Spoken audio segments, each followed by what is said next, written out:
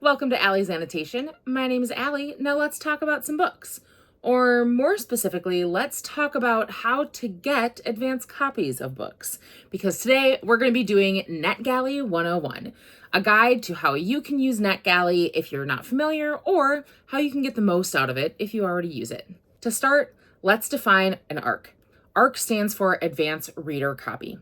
You might see some discussion around this, as some people think it means advanced review copy, and really it can mean both.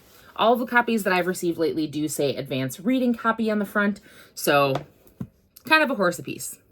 You will also see the term ALC tossed around, which is advanced listening copy for audiobooks. An ARC or ALC is really just a copy of a book provided for the purpose of publicity before it's published. This means that people will receive ARCs for hoping that they get mentioned in videos, for hoping that they get reviews early on in the process, or just to make sure that people are talking about a book. And while we use the term ARC, books that are sent out in advance of publication for the purpose of publicity and marketing are actually technically called a galley, which is where we get the term NetGalley. NetGalley is a platform designed to distribute ARCs and facilitate getting reviews back to the people who are doing that distribution. NetGalley, online galley copies. Traditionally, NetGalley distributes e-ARCs, which are going to be digital copies of books that you can either send to your Kindle or other e-reader device or read on the NetGalley app. And then they also distribute ALC copies, which you can listen to on the NetGalley app. This platform is free to use, and it's not the only one out there. There are other ways to get ARCs of books. One, you can get them from authors directly. This is especially true for a lot of indie authors who are looking to get more buzz around their books. Two, you can get ARCs directly from publishers. You can email a publisher directly asking if you could maybe get an ARC because you're really excited for the book or you love the author, and you never know. There are lots of videos out here that will talk through that process and how you can request them from publishers. This is an example of a book that I was sent by the publisher Forever. They're one of my favorites, and I'm in their Discover Forever influencer program. The third way that you can get ARCs is through platforms that are meant for distribution, of which NetGalley is one. There are lots of reasons that people want to request and review ARCs of books. For me, I really like getting early access to books that I am so excited for. There are several on my NetGalley list that I am just chomping at the bit to read. But also, I really want to get my name out there as a credible reviewer because I enjoy thinking critically about books and reviewing them. And so by participating in programs like NetGalley, it can help show that credibility that I've built up for it. So let's dive in, find out how NetGalley works and how you can get started. So here we are in the NetGalley desktop dashboard. To get started with NetGalley, you will need to create an account. On that account, you're going to have an opportunity to list a little bit about yourself because ultimately, when you're requesting ARCs, generally a publisher is going to be looking at your profile and seeing if you're the right fit for this book. So when you start your account, it's going to ask for some basic information about you. It's going to ask why you're looking to request ARCs on NetGalley. For me, I put down that I'm a reviewer, specifically with the purpose of posting to a social platform. And it's also going to ask for some information about you. What kinds of categories do you like to read? What topics do you want to follow within NetGalley? And it will ask for a bio. I will say that for me, I really like to make sure that my bio has a lot of great information in it. I want publishers and distributors of books to see why I'm looking to read more, why I'm looking to engage in their book, and what they can expect from me as a reviewer. So here, I've put a bio about myself, and I've also added notes about my reviews and where they can find them. This also lists my personal review etiquette, which is to not post reviews of 3.5 below 3.5 stars to make sure that I'm just being courteous when I can in terms of maybe not posting a 2-star review on launch day for a book. You can also connect a variety of different links for things like Storygraph, Goodreads, Fable, your Amazon review page, and any other social media that you use, and indicate where they can primarily find you. This is all information that publishers will get to see to make sure that they are giving their books to people who are great fits for them. You'll also see that there is a devices tab for your profile where you can do things like connect your e-reader account. So here I have connected my NetGalley account to my Kindle so that I can send books directly to my Kindle. There's also a shelf app because there are some books that might not be a great fit for a Kindle. So, for example, comic books, graphic novels, some cookbooks, things with a lot of colorful pictures. And the NetGalley Shelf app is where you can read those books and listen to audiobooks. You can also connect a Kobo, and you always have the option to do a digital EPUB download. Once you have your account set up, you are ready to start requesting ARCs. And your dashboard is going to be kind of your homepage where you can start to search for things. But generally speaking, I recommend going to this tab up at the top here for finding titles. This is going to bring you to a page where you can break down books that you're looking for by genre or category, or you can look for things like read nows, recently added books, or most requested books. To talk a little bit about what read now means, first, I'm going to go look at maybe some of the most requested books, the books that are maybe hardest to get. And I'll take a look at, let's take a look at Happy Ending by Chloe Leese. When you are looking at a book on NetGalley, generally speaking, you are going to be requesting it. By requesting a book, you are sending a notification to the publisher that you would like an ARC copy of this book sent to you via NetGalley. And it's going to ask you what appeals about this book. I will say that I've seen some people who check all of the boxes. And if that's true, please do. I personally tend to be really honest about what is drawing me in, just so that they know metrics and, in terms of marketing, what's actually drawing people toward this book. You'll see that there will always be genres listed, the publisher or distributor that is granting this ARC, as well as a book description and some book details and information. You will get to see the average rating from NetGalley members, and if a book was recently added, it might not have very many, but then you'll see some recommendations for other books like this that you might enjoy. There are some times where publishers have set a book to be available to read now. This means that everyone is essentially auto-approved to receive that book. So here, if I wanted to read about human again in the AI age and some information it looks like about using AI and how it's changing in our world, this book is a read now, meaning that when I click this, it will be automatically added to my NetGalley shelf.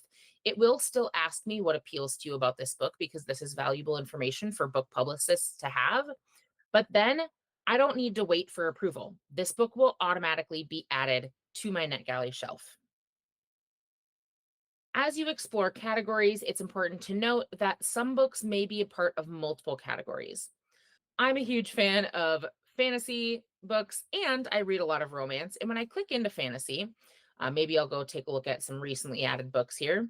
There are going to be several books in this fantasy list that I could also find on the romance list. I think a great example here is going to be, I think Leon and the Hobbit is in both. Oh no, this one's in Teens and YA also. So if I go to the Teens and YA list, I will also see this book on there. So you can see a book in multiple spots across genres. You will be able to sort your books by most requested, A to Z, when they were added to NetGalley, or publication date.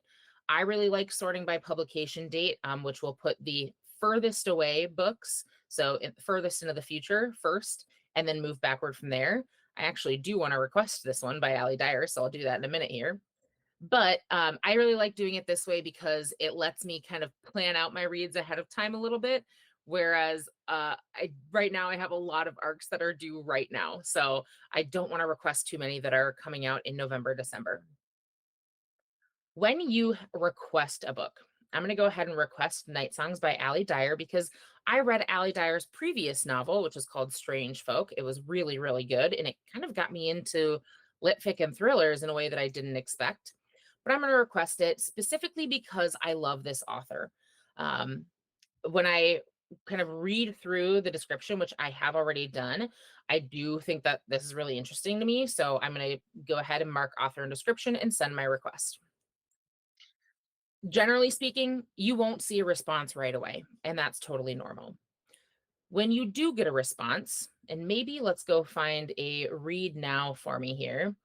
I need to read a historical fiction coming up for NetGalley November, so I might go take a look at read now historical fictions so that I can find one to download and show you a little bit about how that works. And you know what? I'm going to sort my historical fiction books by most requested to see what's been popular with other folks, and take a look at this list here. I have seen a couple of these on several people's lists, so maybe I will take a look at this one here, The Duke's Lady. You know what? I think we all get to a point where we just want to read something a little fun.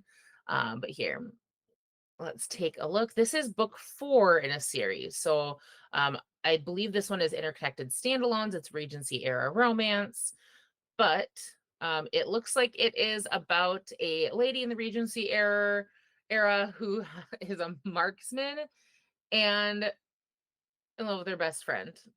Ooh, I like that.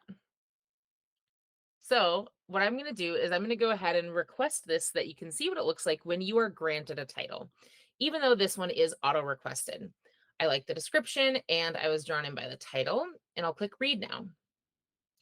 It's going to let me know first that, I have access to it, and I can go ahead and click right here, send a Kindle. But before I do, I want to draw attention to up at the top here where it says your shelf. This is one over from the dashboard tab. And here, automatically, anytime I get approved for something, I will get an email confirming that I've been approved, and then it will appear on my start reading shelf. This is where books will go when you have been approved, whether automatically or by the distributor, and you have not yet downloaded them to any device. So here, I'll click the button to send to my Kindle. And now if I refresh this start reading tab, there's nothing in here. Instead, all of my books are now in the Give Feedback tab. This is the tab that houses all the books that I need to get reviews done for. So these are books that I have either downloaded to my Kindle, or in the case of audiobooks or graphic novels, I have gone into my NetGalley Shelf app and clicked the download button. Here on my NetGalley Give Feedback shelf, I can organize things by publish date, so when they're going to be coming out or when they already released, which is the backlog I'm working on for NetGalley November. And I can see books organized by when they'll be releasing, or I can see things by when they were downloaded. So when did I add this book to my NetGalley shelf? For me personally, I do keep track of how many new ARCs I get per month versus how many I get reviewed. So I like to sort this way and make sure that I'm keeping track of how many have I been getting lately. You will see in here a couple of other things to note. The first is that books do have an archive date. So if we go and find a book that has archived in the past, of which I know I have several, you'll see that this title was previously available on NetGalley and is now archived. It is, if it's available for purchase, then you will see links to go ahead and purchase that book. The archive date is the date at which you can no longer access it unless you have it downloaded. So if you're going to be reading a book on the NetGalley Shelf mobile app, which is highlighted up at the top here, that's why you're going to want to go into that shelf app and make sure that it's downloaded so you can access the book after that archive date. There are times where I have forgotten to go get to a book or just didn't have time, like with these two. I read both of these slightly after their archive date, but it was okay because I had downloaded them. The second thing you'll notice is that if I sort my books by publication date here, there are a couple books that I have multiple copies of because I was approved for both the e-ARC version and the audiobook version. I personally really like to listen to audiobooks while I'm reading because it helps me just take the book in a little bit more. It helps me immerse myself into the reading. And when I do this, I do submit 2 reviews and I do make them a little distinct. Obviously, notes about the story will be the same between both reviews. But when I am critiquing an audiobook, I am going to give additional notes that are specific to the audio that I was listening to. And then if there's anything that I found while reading, maybe that was hard for my eyes to grab onto or something that was really tough for me to visualize, things like that, I'll go ahead and put that in the e-ARC version of the book. review. This is a nice way for me to kind of submit multiple reviews while reading one book ultimately. When you are submitting reviews on NetGalley, I have a couple of reviews that I'm going to be writing tonight, actually, but Thief of Night I finished reading recently. You will be going in and writing your review and then rating your book. It's important to note that there is an option for not giving feedback for this book, and you can select this option if there is any reason that you don't feel comfortable giving feedback, whether it's because you decided it's a book you're no longer going to read. In my case, I had one that I just knew that I was never, ever going to get to, so I clicked I will not be giving feedback, but there are some repercussions or not consequences maybe, but some reasons that you might not want to do this. If you DNF a book, I do strongly recommend that you still send some form of feedback through. When we are giving feedback on NetGalley, it gets posted to NetGalley. You saw when I looked at a book previously that I can see other member reviews. So I can see what other people have said about the book on NetGalley, but these don't go anywhere else. And there is a spot once you submit your review to go in and give additional feedback to the publisher. So on this first page, we're going to write a review and give a rating.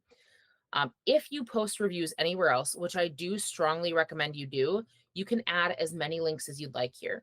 These can be links to a specific review on Storygraph or Goodreads or Fable, wherever you give reviews. This can be a link to a video that you posted.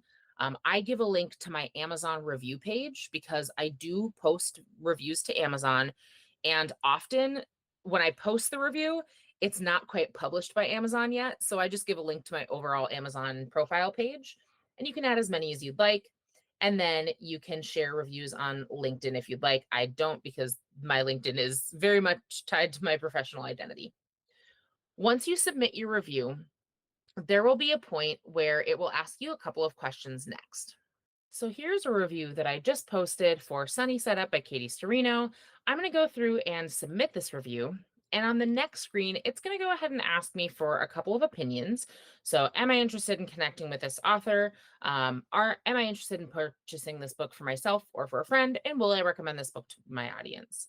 For me personally, I'm going to say no to the first two questions and yes to the last, because I don't think that this book was for me. I wasn't in the headspace that this book would be beneficial for, but I think that for some people it will work. And ultimately it was lighthearted, it was hopeful, and then it had some humorous moments in there. So those are the moods that I'll select. And then there are options to put in notes for publishers. If you ever had any issues with things like formatting, which is common in ARCs because ARCs are not final copies of books, and often with an e-ARC, meaning a digital copy, you will find some formatting issues. Or if there were any other things that you found that the publisher should be notified about, things that need trigger warnings, any kind of grammar, spelling issues like that, or anything else that you feel like you need to give feedback about, this Notes for the Publisher is the place to do it, because this is a note that is privately going to go back to the publisher, will not be posted in your review, and doesn't go to the author directly, because often this is not what authors are signing up for. They're not signing up for you to critique things like spelling. That is the publisher and distributor's job to make sure that they're taking in that feedback. So if you have any notes like that, this is the place for them to go. Then I'll go ahead and submit my opinions. And now when I go back to my shelf here, I will have one fewer book on my list because I've reviewed one. As you are giving reviews, there is one really important number to look at here. So first, I can see feedback that I've sent here on my feedback sent tab. You'll see that it doesn't show any posted to retail sites because it does give you the option to like go post to LinkedIn or Amazon directly. I do that on my own separately, so it doesn't have any auto posted. And when I go to my profile, there is a section up at the top of the page here that you will hear people referring to often. That's going to be your NetGalley feedback ratio percentage. Ultimately, this is a percentage that is the number of books that you have sent feedback for divided by the number of books that you've been approved for. In this case, I have reviewed slightly over half of the books that I've been approved for. For me personally, I really, really want to get this up, and that's what I'll be doing over the course of NetGalley November and similar readathons. The recommended feedback ratio is 80% because this is a percentage that honestly publishers will look at to see if you're someone who's actually going to submit a review for the book. There are people out there who might request ARCs just to get free copies of books. But ultimately, especially when you're using a platform like NetGalley that is intended to give feedback, it is considered, I would say it's not required. Like if at any time you don't feel comfortable giving a review for a book or reading it, go ahead and click not giving feedback. But there is a bit of a social contract of, hey, I'm applying for this book because I would like to read it and I'll give some feedback. So the recommended is 80% to stay above that. And that is my goal to hit during the NetGalley November readathon. But also know that if you choose to mark a book as I won't be giving feedback on this book, so I will not be giving feedback, this link right here, that will count against your score on your feedback percentage. So that will affect your percentage negatively. The other thing to note is on your shelf, there is a tab for books called Not Active. And this is going to be books that are either currently pending requests, which I have several. I'm really hoping for some of these, I'll tell you. It'll have books that have been declined, which I do have a couple on here that I'm super sad about. And then it will also show you books that were archived before you could download them or books that you chose not to give feedback on. Generally speaking, I will say it's nice to be aware of how many books you're getting declined for because publishers can see the metrics of books that you're approved for, meaning publishers can see how often you're being declined by other publishers. And so I want to be mindful of that because I would want to form good relationships with publishers. But then also just know that going into find titles can sometimes be it's very, very exciting sometimes to go in and see a book that you're really looking forward to, especially when we go into most requested books. We can see that there's some books on this list that you've probably heard about. I probably would have given a kidney to get an arc of And Now Back to You. But sometimes you will be surprised by what you're approved for. I was absolutely shocked, flabbergasted to get approved for Hell's Heart by Alexis Hall because I typically don't get approved for books by Tor, despite the fact that I really, really like Tor books. And so sometimes it's very easy to go a little request happy, and then you might be surprised by how many ARCs you get, and then you're inundated. So I would just recommend going into using NetGalley with a little bit of a foot hovering over the brake. Request a couple a day because you never know what you'll get approved for. And also know that new books are being added all the time. You can also favorite publishers. So I have a couple favorite publishers that I have listed. If I go to my dashboard, I can actually view the list over here. So I've got Angry Robot, Berkeley, Forever, Hachette, Orbit. Tor is on there too. It only lists the top 5. And this basically will tell the publisher that you've favorited them, but also you'll be able to go into specifically lists from that publisher. You can mark down that you like them. In this case, I am also auto approved for Forever. And it's just a nice way to keep track of where you're really liking books coming from. So you have a lot of options in here. It is very fun to go through and look at upcoming books, see them appear in here, and get to reading. So now, hopefully, you feel a little bit more ready to dive into NetGalley and start using it. So there you go. I know there's a lot of information there, but I promise as you start using it, it does get easier. If you have any questions or concerns or things that you want to talk about related to NetGalley, please drop them in the comments below. Or in the description of this video, I've got a link to my Discord. You can hop in and I would love to chat anytime. It's also where you can sign up for my Fantasy Traveling Book Club for 2026, where we are getting groups together to annotate and send copies of books around to each other throughout the year. So I'm going to get started on the arcs that I want to read for NetGalley November. And hopefully now you feel like you can get started too.